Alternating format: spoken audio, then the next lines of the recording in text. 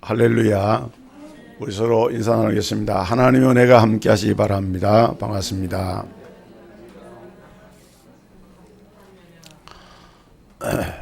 우리 하나님의 은혜는 한량이 없고, 또 우리 하나님의 사랑은 그 깊이와 그 넓이와 그 하나님의 사랑의 양을 우리가 측량할 수 없으리만큼 크고도 넓은 것이 하나님의 사랑입니다.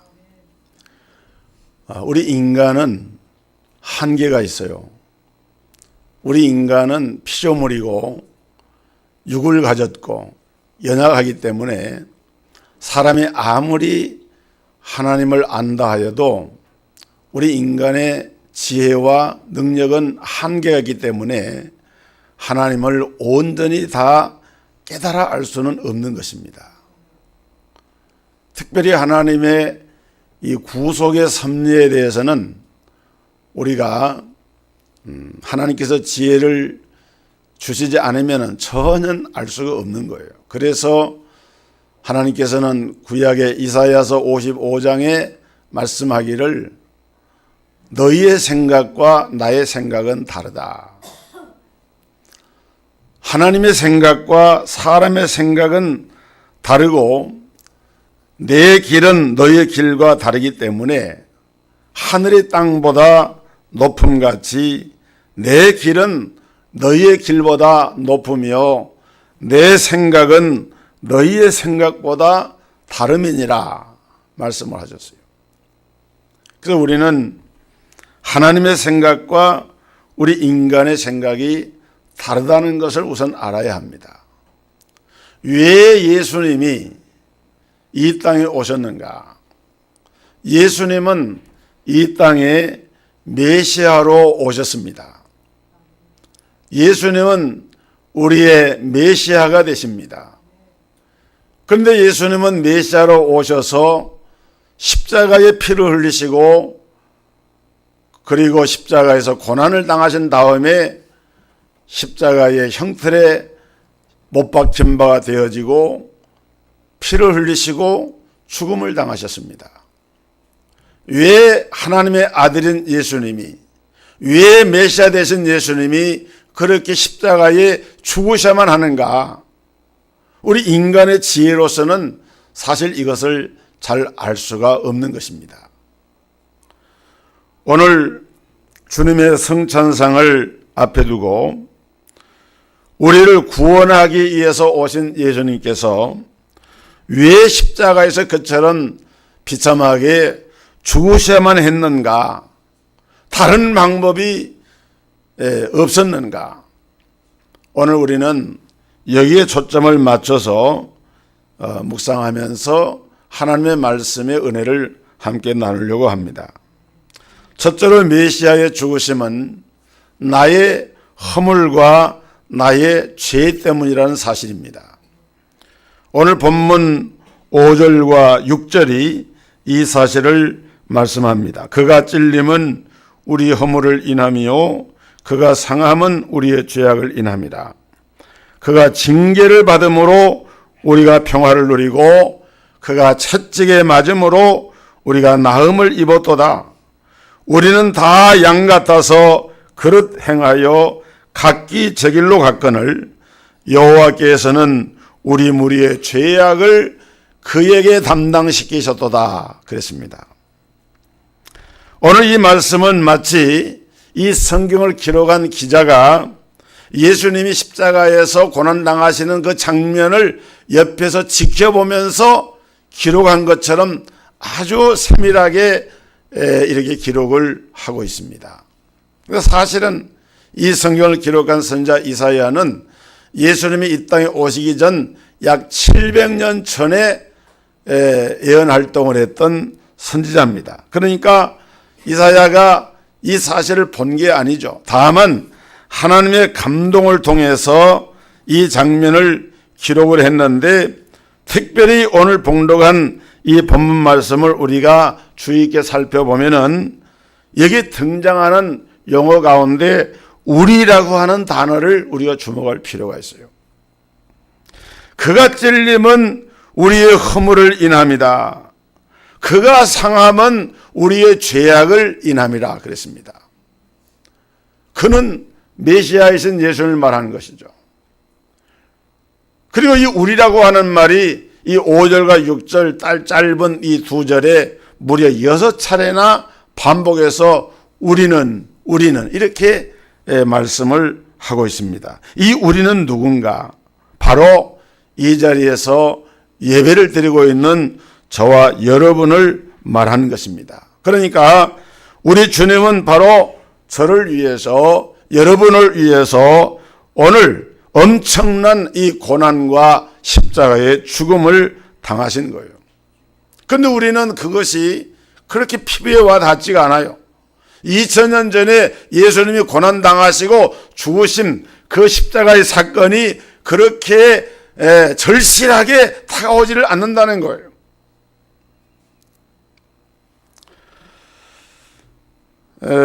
우리나라 사람들, 특히 우리 대한민국 사람들은 좋은 면에서 본다고 하면은 이 공동체 의식이 상당히 이렇게 발달해 있는 그런 민족이다, 그렇게 말할 수가 있습니다. 왜냐하면은 우리나라 사람들은 말을 할 때에 우리라고 하는 말을 많이 합니다. 우리. 그래서 그냥 웬만한 것을 얘기할 때 자기 얘기를 하면서도 우리라고 하는 말을 한 거예요. 우리가 이제 그 1인칭은 내가 1인칭이잖아요. 2인칭은 너가 2인칭이 됩니다. 1인칭과 2인칭을 다 뺀 나머지가 3인칭이 되잖아요. 근데 영어에 보면은 1인칭은 나라고 할 때 I라고 이렇게 표현합니다. 너라고 할 때 2인칭은 You라고 표현을 합니다.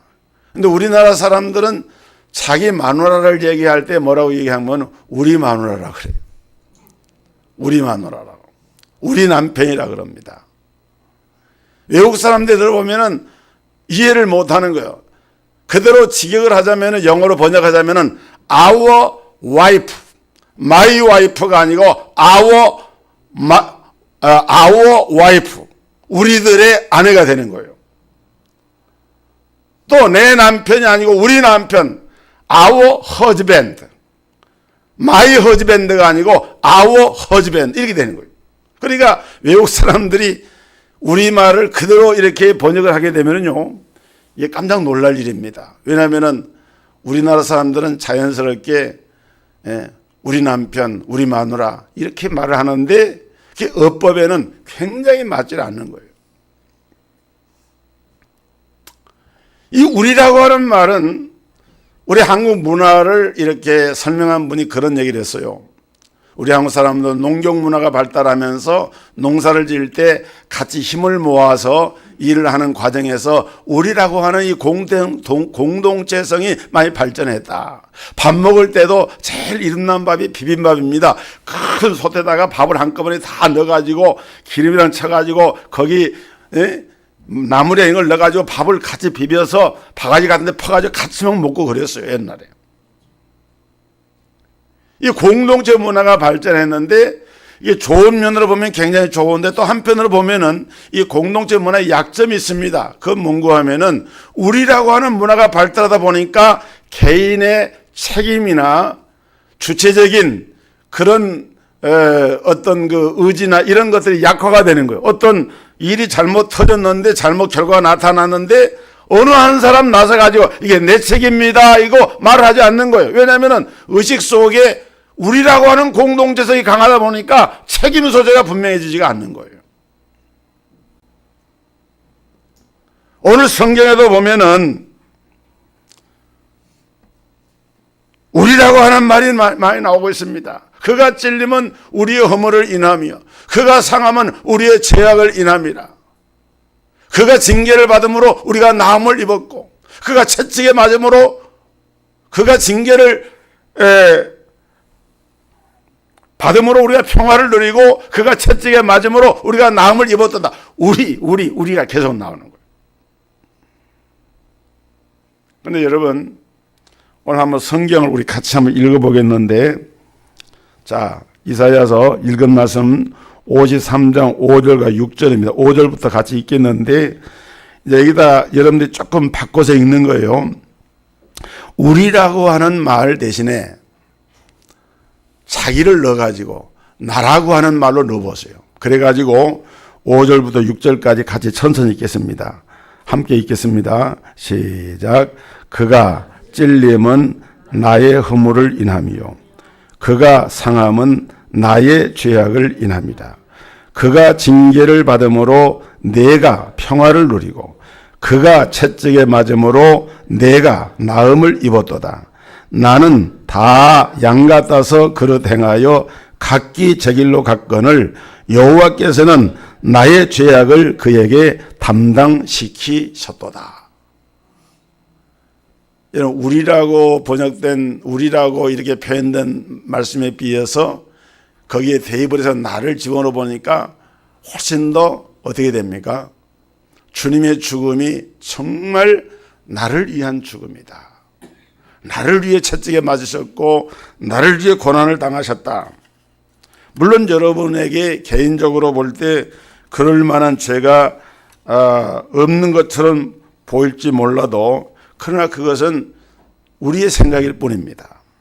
하나님이 보시는 관점은 오늘 나의 죄와 나의 허물은 영원한 심판을 받아서 지옥의 형벌과 영원한 고통 속에 갈 수밖에 없는 그런 것들인데 바로 이 나의 죄를 위하여서 예수님이 십자가에 죽음을 당하신 거예요. 그 다음에 또 한 가지 메시아의 죽음은 저와 여러분을 회복시키기 위한 대속의 죽음이었다 하는 겁니다. 여러분, 예수님이 꼭 십자가에 죽지 않고 다른 방법으로 그 문제를 해결할 수 있는 길은 없었을까요? 예수님이 말씀 한마디만 하면은 하늘의 천군과 천사를 동원할 수도 있습니다. 로마의 군병이나 가야바의 법정의 대동 거기에 나온 그 제사장의 그런 군병들을 체포하려고 하는 그런 사람들을 얼마든지 제지할 수도 있고 그들을 제압할 수도 있는 그런 권세와 그런 능력이 주님께는 있지만은 그러나 주님은 그대로 끌려가시는 거예요. 여기는 두 가지 이유가 있는데 그 하나는 최초 인간인 아담과 맺은 언약 때문에 그런 거예요. 창세기 2장 16절에 보면은 여호와 하나님이 그 사람에게 명하여 이르시되 동산 각종 나무의 열매는 네가 임의로 먹되 선악을 알게 하는 나무의 열매는 먹지 말라. 네가 먹는 날에는 반드시 죽으리라 하시니라 그랬어요. 하나님께서 에덴의 동산을 창설하시고 그 안에 하나님의 형상대로 사람을 지으신 다음에 그와 더불어 하나님은 인격적인 언약을 맺으시면서 동산에 있는 모든 나무의 실과는 먹을 수가 있지만은 이 선악을 알게 하는 나무의 열매를 먹으면은 네가 정령 죽으리라고 이렇게 말씀을 했어요. 이 죽음이 인력이 온 거예요. 죄의 삭은 사망이라 그랬습니다.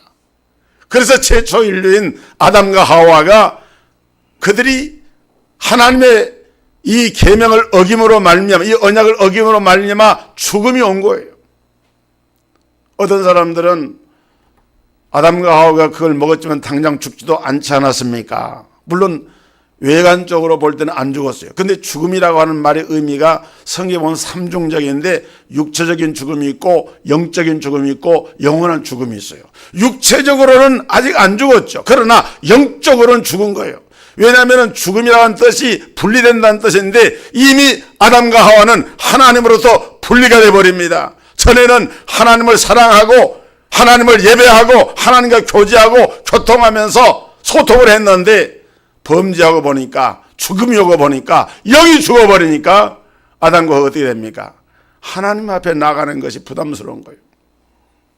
그래서 숨습니다. 얼굴을 가립니다. 그래서 하나님이 찾아옵니다. 아담아 네가 어디 있느냐 하고 아담을 찾으시잖아요. 오늘날도 마찬가지입니다. 우리 인생들이 영이 죽어버린 인생들은 하나님 앞에 나오려고 하질 않습니다. 왜? 어둠이 좋으니까. 그러나 중생한 하나님의 자녀들은, 그 영이 다시 거듭난 하나님의 백성들은 주일날이 되면은 하나님 앞에 예배를 드려야지. 아무리 힘들고 바빠도 하나님을 섬기는 것이 가장 숭고한 인생을 지으신 하나님의 근본의 목적인 것을 알기 때문에, 그래서 하나님을 찾게 되는 거예요. 거의 다른 거예요. 여러분, 이렇게 하나님의 언약 때문에 우리 주님은 죽으셔야만 했고, 또 한 가지는 우리를 회복시키기 위해서 주님은, 메시아는 죽음을 당하신 것입니다.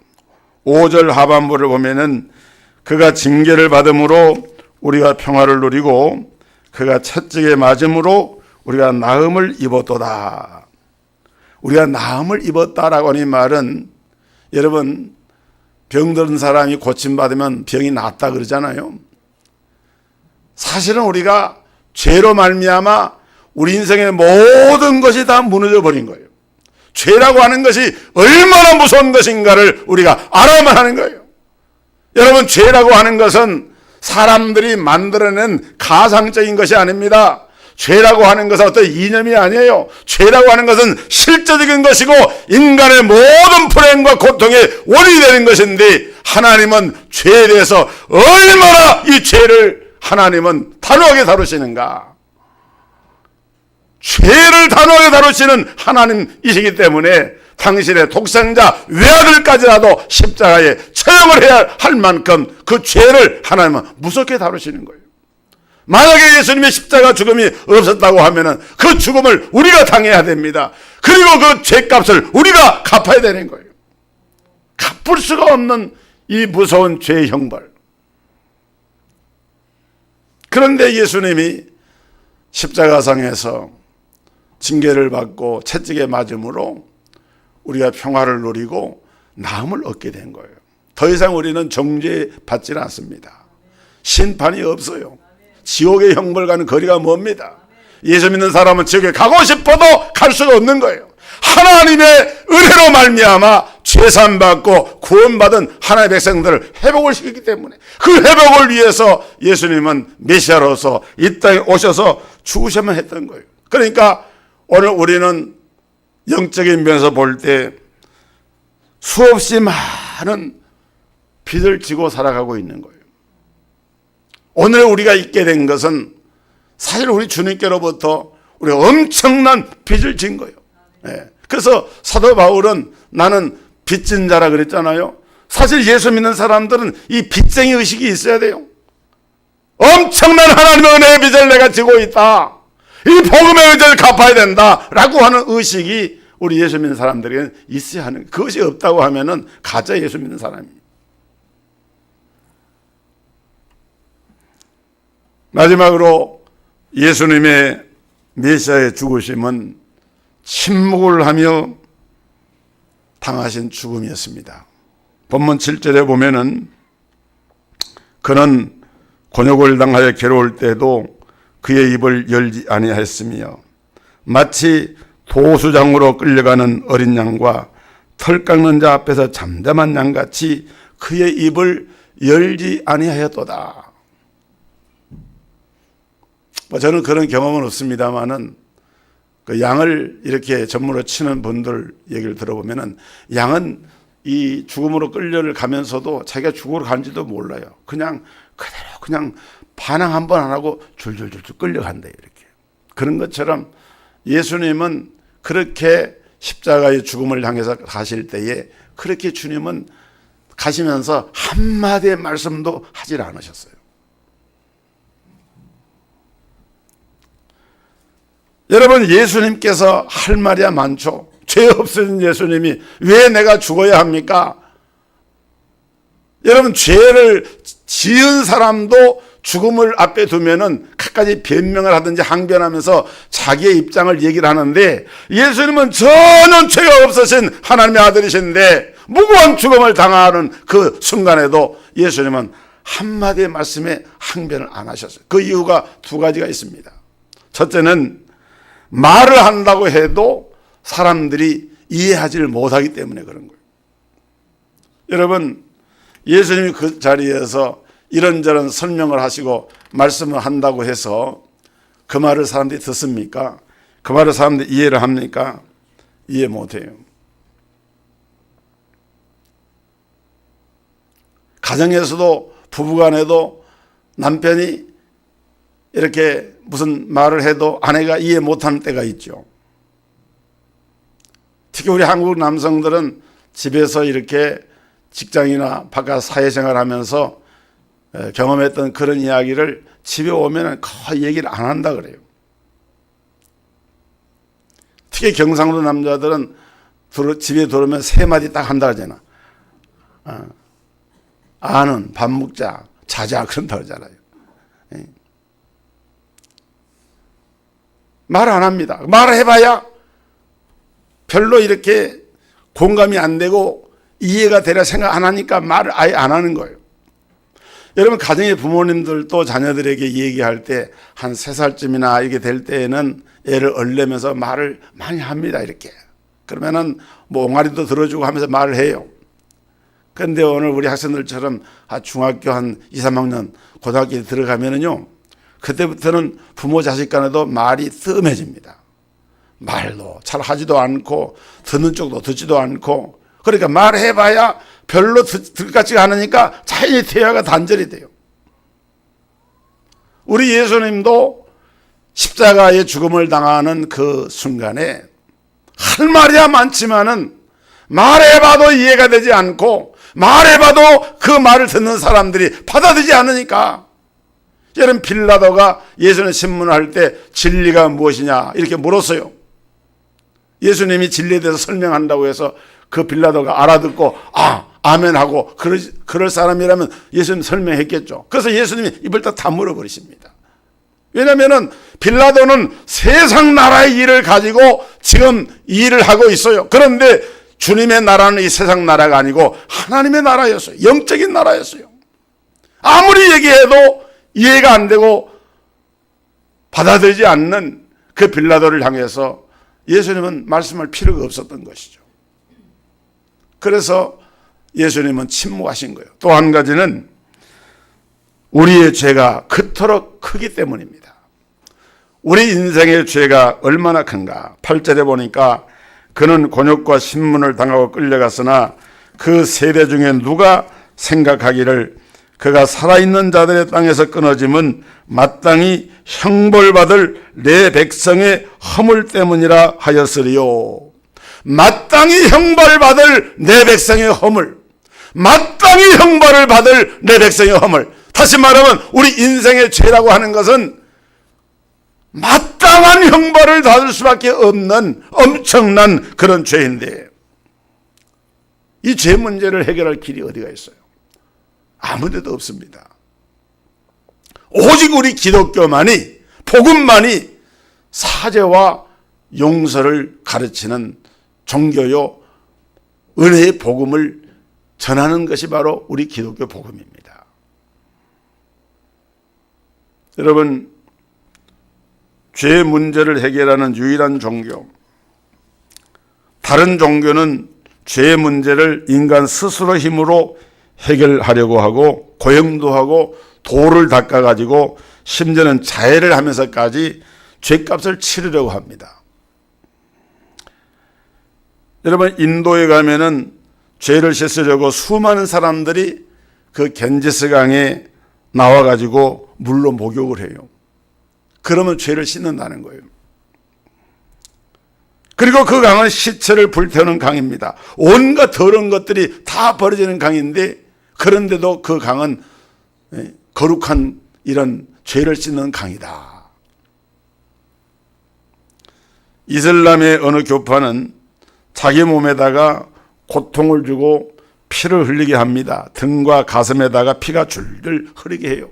그래서 그 죄값을 치르고 죄가 용서받는다고 생각을 하는 거예요. 여러분, 불교 가운데 일파인 티베트 불교는 오체투지라는 걸 합니다. 오체투지는 뭐냐?